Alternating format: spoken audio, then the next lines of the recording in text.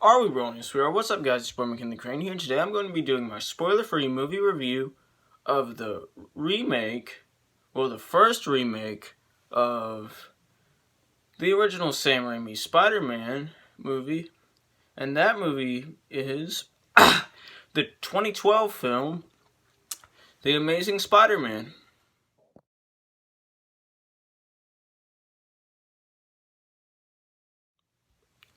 So before we get into this, I would just like to say that I have seen every theatrically released Spider-Man movie. Just putting that out there. And yeah, some are better than others. Anyway,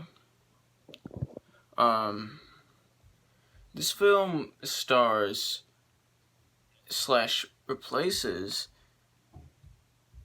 Peter Parker, aka Spider-Man, with Andrew Garfield.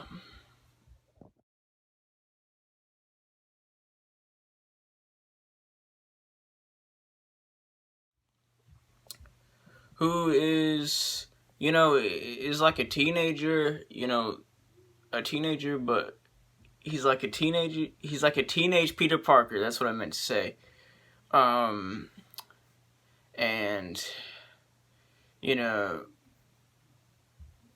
I'm just going to say that I don't like Andrew Garfield as much as I like any of the other live-action Spider-Man actors.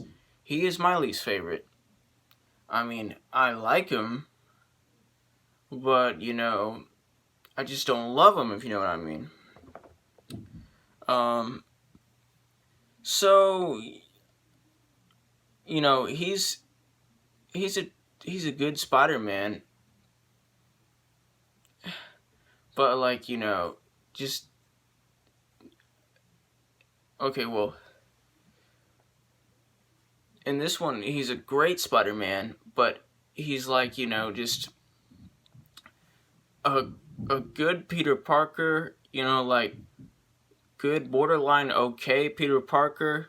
He's not like, the average Peter Parker, he's like, traditionally Peter Parker is like, the nerd, is like a nerd dude, like, an outcast. Man, what is with me today?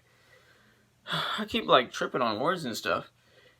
So he's an outcast, traditionally, but, like, the Peter Parker in this film, like, is like, like this, he's still, like, basically a prodigy, but, like,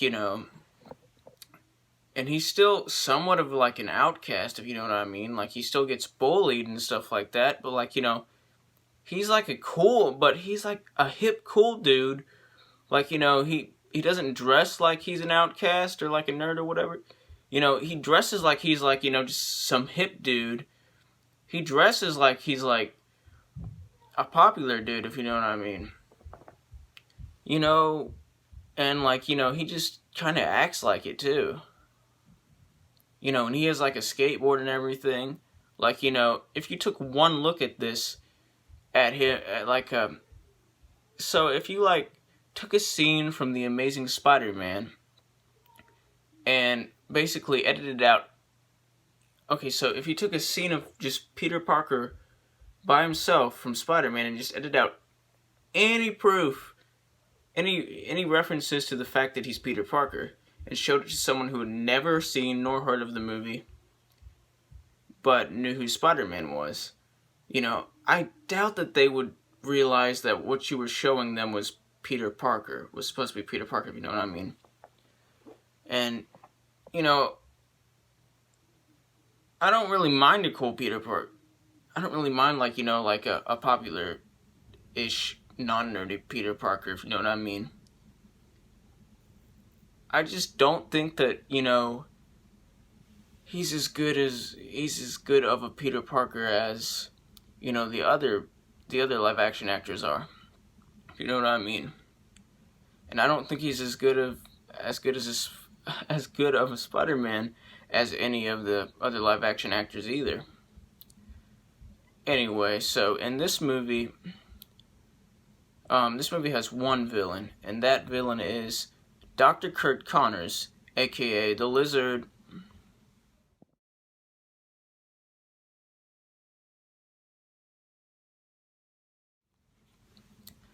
and he's good in this role, but he's not great. You know, the story of the Amazing Spider-Man is good, but it's not great. This movie is good, but it's not great. You know, when I first saw this movie, you know, I actually didn't think it was good. I thought it was like okay. But like over the years, like when I've like rewatched it and like rewatched scenes from it. I've seen this movie twice, by the way. Well, you know, I've seen like the full movie twice, and then I've just rewatched a whole bunch of scenes. Like, you know, over the years, like when other people have been like, you know, watching it, and I've just come in and I've just been like, hey, yeah, I've seen this movie and stuff like that. Yeah, and I've grown to like, you know, like it more. And you know, back then I was just, when I first saw this movie, I was just like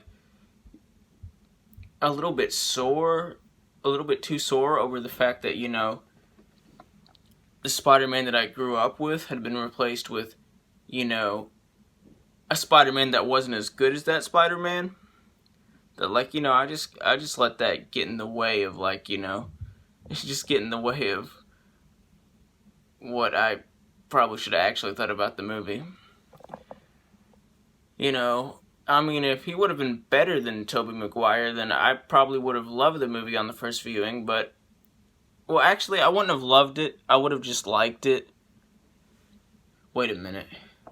Well, I don't know. I probably would have liked it more when I first saw it if Andrew Garfield would have been better than Tobey Maguire. But anyway, so, you know, I like it now. I just don't love it. You know, it's a good movie, but it's not a great movie. You know, the story's good, it's just not great. I already said that. Like, you know, nothing in this movie is bad, but nothing in this movie is great. You know, it's got, like, some okay stuff. It's got, well, actually, you know, I take that back. There is something in this movie that's great, and that's Andrew Garfield as the actual Spider-Man. You know, like, the Spider-Man side of Peter Parker, like, you know, just as Spider-Man, like, you know, he nails it. He's not perfect, but he's still great. Everything else is good to okay. Like, you know, it's not a great movie, but it's still a good movie, if you know what I mean. I mean,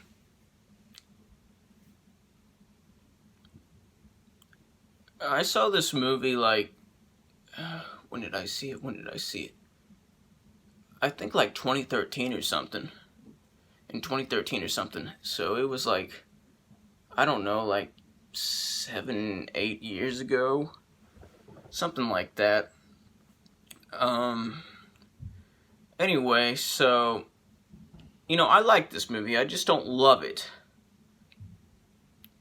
You know, this is a good Spider-Man movie. It's just not a great Spider-Man movie, if you know what I mean. Spider-Man's costume looks cool in this one. Not as good as the original costume. I guess you could say that his costume is great, but that doesn't really affect the movie, which is why I didn't include it in, like, in what I just said a couple minutes ago. But, you know, I mean, this movie was, like, how different and how similar is it? Oh my gosh, I keep tripping up on my words. Is this movie to the original? Well, I'm gonna answer that. So, you know, it's got, like, a whole bunch of themes from the original, like, you know, like Peter Parker, you know, having like a Spider-Man prototype suit and going out and, like, you know, fighting crime. It's got, like, you know, the classic origin story, but, you know, it has a different villain. You know, it has like this whole separate plot with Peter's parents that wasn't in the original trilogy. Oh, that brings me to one thing. Okay, so one important thing. Okay, so the way that Uncle Ben died in this movie. Oh, and that's not a spoiler. Every Spider-Man fan knows that Uncle Ben dies. Okay. Anyway, so the way he dies in this movie is like this. So, Peter like can't pay for like milk or something, like didn't bring enough change for his like chocolate milk or something at a store. And then like, it's that classic not my problem scene. You know what I'm saying? Like the dude like at the register is just like, well, not my problem if you can't pay for your milk or whatever. And then like there's this whole robber or whatever that like, robs the store. And then like, he doesn't stop him. And then like he says something similar to like, not my problem. I don't think it was not my problem, but it was like something similar, like, just like a one or two word difference. And then like, Uncle Ben had been looking for like, Peter. So, and then the robber shoots him, if you know what I mean. And that's how the whole Uncle Ben thing is in this story. Now, let me just tell you guys about the original Uncle Ben thing. Alright, so in the original Spider-Man movie,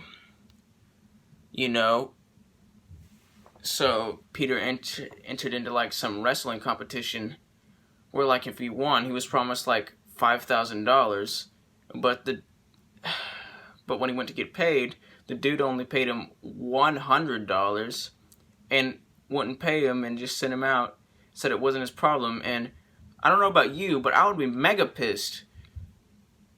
And and then the robber comes when Peter's leaving and, robs the dude. And then, like, Peter doesn't stop him. And then, like, and then the dude's just like, why'd you let him go? You could have taken that guy. And then he's just like, not my problem or whatever. And then, of course, that's the dude that kills Uncle Ben. So, yeah, those are the two Uncle Ben stories. Now let me ask you something. Which one sounds like more realistic?